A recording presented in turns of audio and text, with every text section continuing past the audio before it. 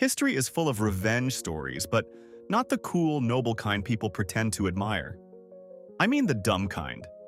The kind where emperors fight the ocean, geniuses erase rivals out of pure spite, kings punish entire cities because their feelings got hurt, and one insult somehow turns into war, torture, or a brand new car company. These are 33 of the dumbest revenge stories from history, and somehow every single one actually gets worse the more you hear. 1. One famous high society story says Aga Khan III walked into the Ritz, was snubbed by a maitre d' who did not recognize him, and responded the next day by buying the hotel just to fire the man. Is every detail ironclad? Not really. What is solid is that Aga Khan III was staggeringly wealthy, famously associated with the Ritz, and moved through elite Europe like old money wearing a silk glove over a steel fist. That is why the anecdote survived. It sounds exactly like the kind of revenge only the ultra-rich could invent. Not throwing a tantrum, not demanding to see the manager, but purchasing the entire building like a man buying a newspaper just to cancel one column. That is revenge at concierge level. 2. Caligula remains the undefeated champion of taking an inconvenience personally. Ancient sources describe him marching troops to the Channel for what may have been an aborted invasion of Britain, only for chaos, delay, and rough seas to scramble the plan. Most rulers would call that a setback. Caligula apparently looked at the ocean and decided the ocean itself had committed a crime. In the version that made him immortal for all the wrong reasons, he ordered soldiers to face the waves, collect seashells as spoils, and treat the whole thing like a military victory over Neptune.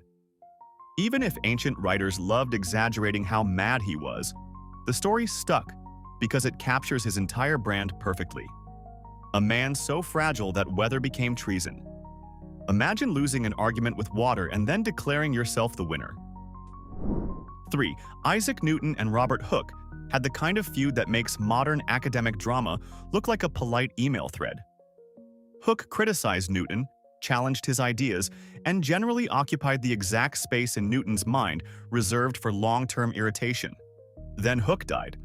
Newton rose to supreme influence at the Royal Society, and Hooke's likeness somehow vanished from history. Today, there is no confirmed contemporary portrait of Robert Hooke. Now, to be fair, historians do not have proof that Newton personally destroyed the only image.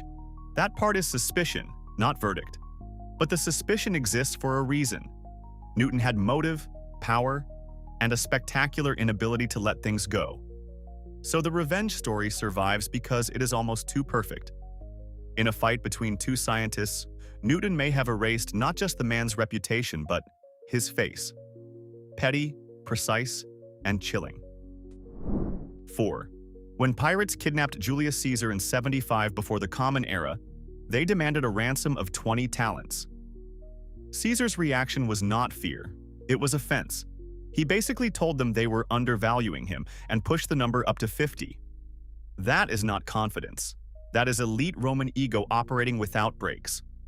While the ransom was being gathered, he reportedly acted less like a captive and more like an annoyed guest, joking with the pirates, ordering them to be quiet when he wanted to sleep, and casually informing them that once he was free, he would come back and crucify them. They laughed, because obviously they did. Then he got released, raised a force, captured them, and did exactly what he said. The dumb part is that the pirates heard a rich Roman aristocrat calmly describing their future deaths and decided he was doing comedy. He was doing scheduling. 5. Ferruccio Lamborghini built tractors, made serious money, and bought Ferraris because that is what rich Italian winners do. Then he kept having trouble with the clutch. According to the legendary version, he went to Enzo Ferrari with a practical complaint and got brushed off with a line that basically told him to go back to tractors. Historians argue about the exact wording, and the insult may have grown shinier with retelling, but the core is real enough. Ferruccio founded Automobili Lamborghini in 1963 and entered the sports car business head-on. That is what makes this revenge story so beautiful. He did not write an angry letter. He did not rant for 10 years. He built an entire car company so his grudge could have 12 cylinders. Imagine being so offended by customer service that you create a global luxury brand out of spite. That is industrialized pettiness. 6. The Pierre Picot story is either one of history's greatest revenge sagas or one of history's greatest revenge legends dressed up as true crime. In the tale that later helped inspire the Count of Monte Cristo, Picot was a French shoemaker, falsely accused of being an English spy by jealous friends in 1807. He spent years in prison, got out richer than before, and then turned his life into a slow, methodical demolition project aimed at every man who betrayed him. The point is not one dramatic strike. The point is patience. He allegedly ruined livelihoods, manipulated debt, engineered duels, and spent years making sure each enemy understood exactly why their life was collapsing. Even modern historians debate how factual the full story is, which honestly fits the vibe. Revenge this elaborate almost demands disbelief. Whether fully true or polished by later retelling, it remains a masterclass in never, ever forgiving the group chat. 7. The pastry war sounds fake because it is too perfect. In the 1830s, a French pastry cook in Mexico claimed Mexican officers had trashed his shop during civil unrest. His losses were folded into a larger pile of French complaints against Mexico, and somehow this escalated all the way to actual war. France blockaded Veracruz and turned a baker's grievance into artillery diplomacy. Now, obviously, the war was not only about one damaged bakery. It sat inside bigger disputes over debt, foreign claims, and Mexico's instability. But that almost makes it funnier. A real international crisis got branded with the most unserious name imaginable because one pastry chef's complaint became the symbol of the whole mess. Imagine explaining to future generations that your nation got shelled in a conflict named after desserts. That is not geopolitics. That is history trolling everyone involved. 8. Princess Olga of Kyiv heard that the Drevlians had murdered her husband and decided grief was fine, but revenge needed structure. The medieval chronicle gives her retaliation in stages, and every stage feels like she was workshopping increasingly terrifying ways to send a message. First, envoys were buried alive. Then, another group was burned in a bathhouse. Then, at a funeral feast, her men slaughtered more of them once the drinking had done its work. And finally comes the most famous part, the bird story, where she demanded pigeons and sparrows as tribute, tied burning material to them, and turned the enemy's city into a medieval firebomb experiment. Modern historians treat some of these details as chronicle narrative rather than courtroom evidence, but that hardly weakens the legend. Olga's revenge became famous because it feels like strategy written by someone who took betrayal personally and creativity even more personally. 9. In the year 897, papal politics reached a level of madness that no satire writer would dare submit because it would seem too on the nose. Pope Stephen VI hated his predecessor Formosus so much that he had Formosus's corpse exhumed, dressed in papal robes, propped up on a throne, and put on trial. A deacon had to answer for the dead body, which is somehow both grotesque and bureaucratically impressive. Formosus was declared guilty, his acts were annulled, and his corpse was mutilated. This was not revenge in the heat of passion. This was administrative hatred. That is what makes the Cadaver Synod so unforgettable. It took all the usual ingredients of factional power struggles, fear, legitimacy, and political score settling, then added decomposition. If you have ever thought modern institutions can be petty, remember that medieval Rome once held a formal hearing against a man who was already 9 months dead. 10. The story of Pedro of Portugal and Ines de Castro is one of those historical romances where every version sounds like it was written by someone determined to ruin your evening. Ines, Pedro's lover and possibly his secret wife, was killed on the orders of his father for reasons of state. When Pedro later became king, he hunted down some of the killers and took brutal revenge.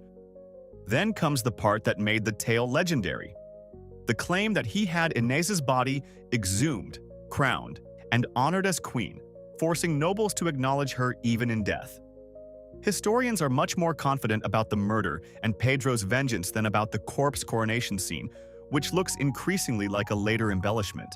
But honestly, that embellishment is exactly why the story never died. A normal revenge says, "You wronged me." This one says, "You wronged my love so badly I will rewrite reality itself." 11. The Lady Astor and Winston Churchill poison exchange is one of the most famous revenge one-liners in history, which is exactly why historians keep side-eyeing it. The line survives in several versions, sometimes with tea, sometimes with coffee, and Churchill-themed quote collections openly warn that many quotes attributed to him are shaky. Still, the story remains immortal because it captures their public chemistry perfectly. Mutual irritation upgraded into theater. In the famous version, Astor says that if she were his wife, she would poison his drink. Churchill replies that if he were her husband, he would drink it. That is less an argument and more verbal fencing with sharpened silverware. Even if the exact wording got polished over time, the reason people love it is obvious. It is revenge stripped to its cleanest form. Not a slap, not a scandal, just one sentence so efficient it leaves scorch marks on the furniture. 12. Henry VII won the Battle of Bosworth, took the English throne, and immediately showed that the pen can absolutely be pettier than the sword. To make sure he could legally punish men who had fought for Richard III, he backdated the start of his reign to the day before the battle. That meant anyone who had marched against him had technically committed treason against a king who, at the time they fought, had not yet won. It is such a sneaky move that you almost have to admire the evil little neatness of it. No dramatic speech, no theatrical blood oath, just a date adjustment with lethal consequences. That is bureaucratic revenge at its finest. Henry did not merely defeat enemies on the field. He reached backward through paperwork and turned their yesterday into a crime. Somewhere in Tudor England, a clerk probably dipped his quill and changed history with the calm energy of a man ruining lives before lunch. 13. When Agatha Christie's marriage blew up in 1926, and her husband asked for a divorce so he could be with another woman, Britain expected heartbreak, maybe scandal, maybe tears. Agatha instead vanished. Her car was found abandoned, the press exploded, police searched, volunteers flooded the case, and for nearly 2 weeks the country spiraled into theories about murder, suicide, and foul play. Then she turned up in a hotel, registered under the surname of the woman her husband wanted to marry. Christie never fully explained what happened, and there are still arguments about trauma, memory loss, publicity, and intention. But from the outside, the optics were savage. Whether planned as revenge or not, the effect was brutal. The husband suddenly looked like the villain in a mystery written by his own wife. And that is why the episode endures. She did not write him a furious letter. She turned his life into national suspicion. 14. Xerxes built bridges over the Hellespont so his army could cross into Greece, and then a storm wrecked them. A practical ruler would blame engineering, weather, or bad luck. Xerxes chose to declare war on the concept of disobedient water. Herodotus says he ordered the sea whipped 300 times, fetters thrown into it, and red-hot irons used to brand it, as if the strait had personally violated royal etiquette. It is one of those stories where you can feel the emperor's humiliation vibrating through the centuries. The sea had embarrassed him in public, in front of the largest military operation on Earth, and his answer was cosmic road rage. That is what makes it such a pure revenge story. Not because it worked, obviously it did not, but because it reveals the terrifying logic of absolute power. When nobody is allowed to say you are ridiculous, eventually you start disciplining geography. 15. Anna Ivanovna of Russia did not believe in small punishments. Prince Mikhail Golitsyn had scandalized the court by converting to Catholicism and marrying abroad, and Anna decided ordinary humiliation was for amateurs. She dragged him back, reduced him to a court fool, paired him in a grotesque public marriage with a servant woman chosen for spectacle, and then had the newlyweds spend their wedding night in a palace made entirely of ice. Not an ice decoration, not an ice pavilion for photographs, a full frozen building, furniture included, in the middle of a Russian winter. The whole thing was designed as entertainment for the court, which tells you everything you need to know about imperial taste. There is revenge, and then there is forcing a disgraced nobleman to consummate state mockery in a freezing novelty house while aristocrats laugh. Even by royal standards, that is breathtakingly unhinged. 16. The image most people have of Isaac Newton is a thoughtful genius with an apple problem. The image history should add is Newton as a relentless crime hunter stalking counterfeiters through London. When William Challoner, a gifted fraudster and serial scam artist, publicly criticized the mint and tried to position himself as the smart man who could fix everything, Newton took it personally and professionally. As warden of the Royal Mint, he built cases, used informants, tracked witnesses, and pursued Challoner with the obsession of a man who considered failure a personal insult from the universe. Later accounts even describe him haunting taverns and criminal networks like a powdered wig detective. The result was simple. Challoner went from swaggering conman to condemned traitor and ended at Tyburn. Newton did not scream. Newton documented. Then he hanged you. That is revenge with evidence folders. 17. Wu Zetian, the only woman to rule China as emperor in her own right, understood that revenge is much more efficient when it edits the archive. In the brutal court politics that brought her to the top, defeated rivals were not merely removed. In at least one notorious case, their clan names were altered to insulting characters, meaning things like boa constrictor and owl. That is such a viciously elegant move. She did not just destroy enemies in the present, she made sure official language itself would sneer at them every time a clerk wrote their name. Imagine weaponizing paperwork so thoroughly that future generations inherit the insult by default. Wu ruled through surveillance, purges, ruthlessness, and exceptional political skill, so this kind of symbolic punishment fits her style perfectly. Some rulers want victory. Wu also wanted vocabulary. She was not content to beat opponents. She wanted history to remember them as creatures. 18. Jeanne de Clisson was a Breton noblewoman until the French crown executed her husband, and then she turned herself into the kind of maritime nightmare that sounds invented by a novelist who had just discovered rage. Later stories say she sold off lands, outfitted 3 warships, painted them black, dyed the sails red, and began hunting French shipping in the Channel. Survivors were left alive precisely so word would spread. That detail alone is chilling, because it shows this was not piracy for profit. It was branding. She wanted France to know exactly who was doing this and exactly why. Historians warn that parts of the legend have grown in the telling, which is fair, because stories like this tend to attract extra thunder over time. But the core remains incredible enough. Her husband was killed, and she answered by becoming a floating vendetta with sails. 19. Claudius spent much of his early life being treated as the family embarrassment. Ancient writers describe a limp, a stammer, tremors, and the kind of aristocratic mockery that assumes physical difference must mean stupidity. Then Caligula got murdered, the palace panicked, and this supposedly ridiculous scholar ended up emperor of Rome. That alone is already perfect revenge. The same elite world that had laughed at him now had to stand when he entered, obey his rulings, flatter his hobby horses, and call him Caesar. Claudius, just to make it even better, was deeply fond of dice and even wrote a book on the game, which means Rome's snobs were effectively ruled by the man they had dismissed as a joke, who also loved gambling enough to turn it into literature. Sometimes revenge is not a speech or a purge. Sometimes it is simply surviving long enough to become everyone's boss. 20. Michelangelo handled criticism the way some people handle flamethrowers. While he was painting the Last Judgment in the Sistine Chapel, the papal master of ceremonies, Biagio da Cesena, complained that all the nudity made the fresco more suitable for bathhouses and taverns than a chapel. Michelangelo heard that and responded in the most Renaissance way imaginable, by painting Biagio into hell. There he appeared as Minos, judge of the underworld, with donkey ears to mark his foolishness and a serpent biting his private parts. It is hard to overstate how devastating that is as revenge. Not a private insult, not a rude letter. Eternal public humiliation on one of the most famous walls in the world. And the masterpiece stayed.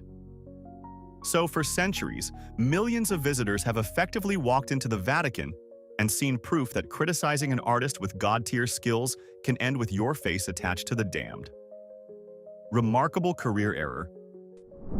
21.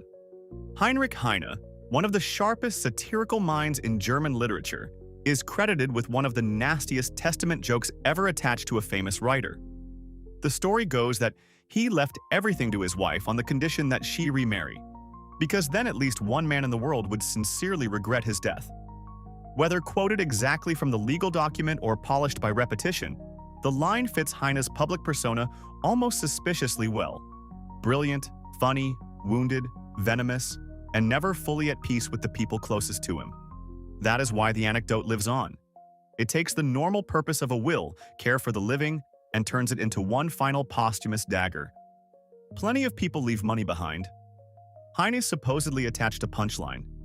Imagine getting an inheritance and realizing the deceased still found a way to insult marriage from beyond the grave. 22. Cyrus the Great was marching toward Babylon when the river Ganges swallowed one of his sacred white horses. Cyrus reacted the way only an ancient conqueror with unlimited labor and no therapist would react.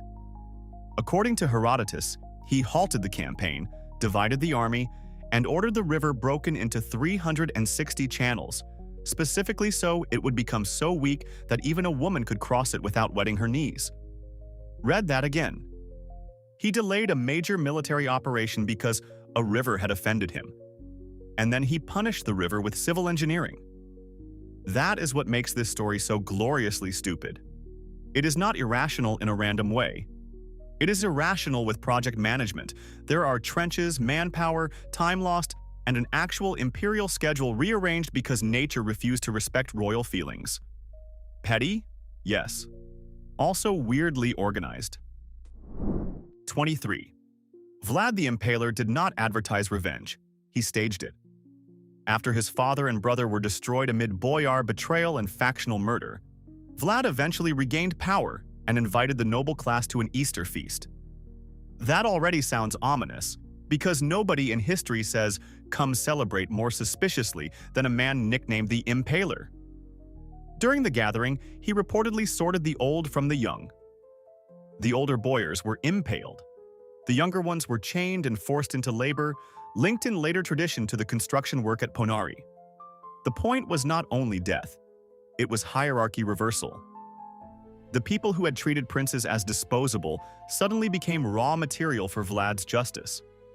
There is something almost theatrical in the timing too. Easter is supposed to symbolize rebirth and salvation. Vlad apparently heard that and thought, excellent, perfect day for an aristocratic purge. Medieval Wallachia really did not do subtle. 24.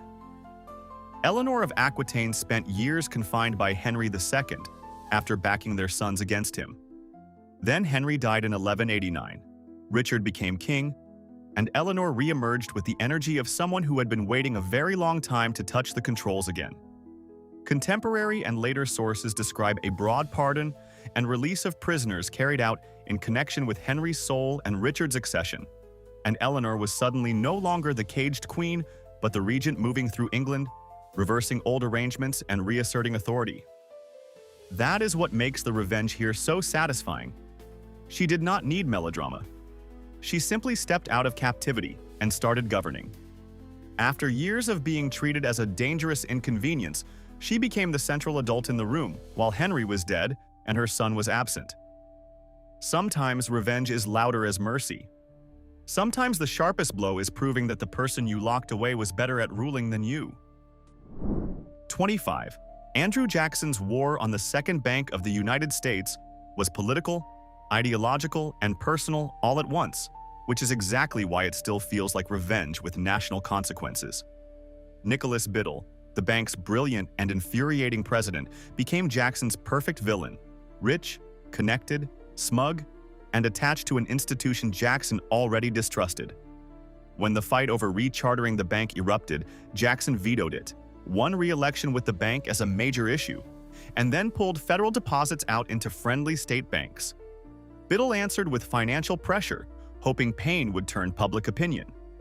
Instead, the clash became a wrecking ball contest between two men who absolutely believed they were saving the republic and absolutely enjoyed trying to break each other. The bank died, the system destabilized, and the whole country got dragged through one of the pettiest high-stakes power feuds in American history, spite with national banking consequences. Wonderful. 26. During the siege of Gaza, Alexander the Great met a governor named Bottas who refused to surrender and, after defeat, still would not bow. That should have earned respect. It earned Homer fan fiction with war crimes. Ancient accounts say Alexander, furious at Bottas's defiance, had him dragged behind a chariot around the city walls in conscious imitation of Achilles dragging Hector. The difference, and it is an important one, is that Hector was already dead. Alexander wanted not just victory but literary self-casting. That is what makes this revenge story so bizarrely vain. He was not content to conquer a city. He had to cosplay his favorite epic hero for an audience of terrified survivors. It is one of those moments where the world conqueror suddenly looks less like a military genius and more like a dangerous theater kid with an army. Vanity plus absolute power is a catastrophic combination. 27. Jacques de Molay's curse is one of those stories where history and legend hold hands and walk into the fire together. Molay, the last Grand Master of the Knights Templar, was burned in 1314 after the French crown and papacy destroyed his order. According to later tradition, he called Pope Clement V and King Philip IV to God's judgment within the year. The fully theatrical spoken curse may be embroidered, but the eerie timeline is real enough to keep the legend alive. Clement died within weeks, Philip within months, and people across Europe immediately started connecting dots with the enthusiasm of medieval conspiracy forums. That is why this story works so well as revenge. Even if Molay did not literally shout the version later repeated, his enemies still got the kind of deaths that make rumor feel like destiny. Nothing feeds a curse story like suspiciously good scheduling. 28. When James I of Scotland was murdered in a suicide ambush inside the Blackfriars Monastery at Perth, Queen Joan Beaufort was injured in the attack and had every reason to collapse in grief. Instead, she helped drive the response that hunted down the conspirators with hideous determination.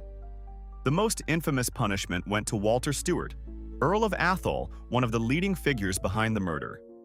Later accounts describe him being crowned with a red-hot iron circlet before execution, a final twist of symbolic cruelty for a man who had aimed at the crown by killing the king. Some details of the punishment vary in the sources, which is normal for medieval horror stories, but the broad point is clear. Joan did not let the conspiracy fade into noble compromise. She made it unforgettable. In medieval politics, grief often had to become government immediately. Joan chose government with torture attached. 29. Pope Boniface VIII did not do moderation. When the powerful Colonna family challenged him, he moved past excommunication and into full biblical smite mode. In 1298, his forces destroyed Palestrina, the Colonna stronghold, leveling the city so completely that later tradition remembered the ground as salted, as if the Pope wanted even the dirt to understand who had won. Whether every lurid detail landed exactly as later retellings describe, the destruction itself is well established, and that is enough to make the point. This was not disciplinary action. This was revenge disguised as authority and delivered with siege engineers. Boniface had an insult aimed at him and answered by erasing a hometown. That is such a magnificently disproportionate response that it borders on parody. Medieval Italy really had a talent for making political grudges feel like Old Testament sequels with better legal stationery. 30. Qin Shi Huang heard criticism from scholars and decided the real problem was not the criticism, but the existence of memory itself. The traditional account says he ordered books burned and hundreds of scholars buried alive. Also earlier, history and rival philosophies would stop embarrassing his brand new empire. Modern historians debate parts of the burial story very hard, and the details almost certainly got sharpened by later hostile writers. But the censorship campaign is real enough, and the legend became massive because it captures the ultimate insecure ruler move. If comparison makes you look bad, delete comparison. That is revenge on a civilizational scale. He was not punishing one enemy, one faction, one court rival. He was punishing the past for existing before him. Imagine being so offended by people mentioning previous kings that you try to reboot history from zero with yourself as version 1. Dictator energy, but with archaeology. 31. The people of Alexandria made jokes about Caracalla after he murdered his brother Geta. and Caracalla proved once again that insecure tyrants are the least funny audience on earth. Ancient sources say the city mocked him for the fratricide and for his pathetic attempts to cosplay Alexander the Great. So Caracalla arrived pretending goodwill, drew leading citizens into a reception, and then unleashed slaughter. After that came wider violence and looting in the city. Britannica cautiously notes a massacre probably tied to a disturbance there, while ancient authors are far less restrained and make the whole episode sound like revenge wrapped in ceremony. Either way, the pattern is obvious. A ruler gets mocked, pretends calm, stages closeness, then turns the event into an execution trap. If you ever wonder why ancient satire could be dangerous, this is your answer. In Rome, bad reviews could get urban populations killed. 32. The Black Velvet Room story attached to the House of Chateaubriand is exactly the kind of revenge legend that survives because it is too cruelly visual to die.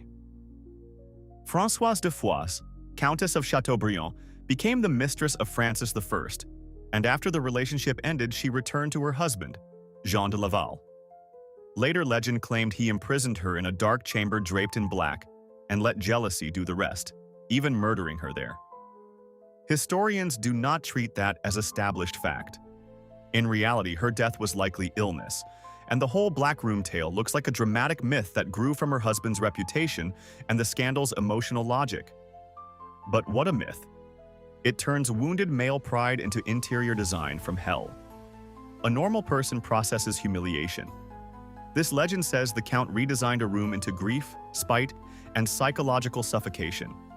It may not be provable, but it is unforgettable. 33.